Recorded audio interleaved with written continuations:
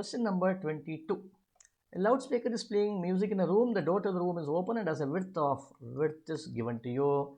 The sound waves of many different frequencies pass through the doorway and diffract. The speed of the sound is 340 meter per second. Which frequency of sound wave diffracts the most as it passes through the doorway? Okay. So therefore, see, when is a diffraction prominent? When can you see a diffraction?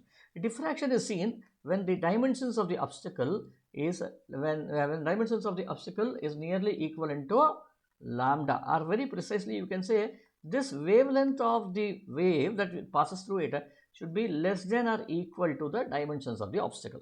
Now what is the dimension? Width over here, right, which is 0.8. So lambda should be less than or equal to 0.8. Let us use the equality sign. If lambda is equal to 0.8 meter, what is the frequency? Frequency would be V by lambda. What is V?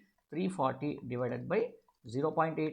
If I calculate this value, what do I get? Let me calculate this value.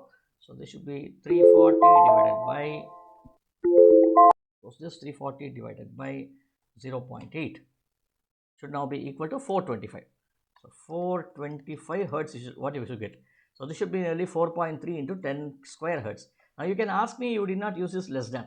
Okay, if you use this less than, what will happen? Frequency will be larger than. See, we don't have any options larger than this one. Okay, so therefore D is the right answer.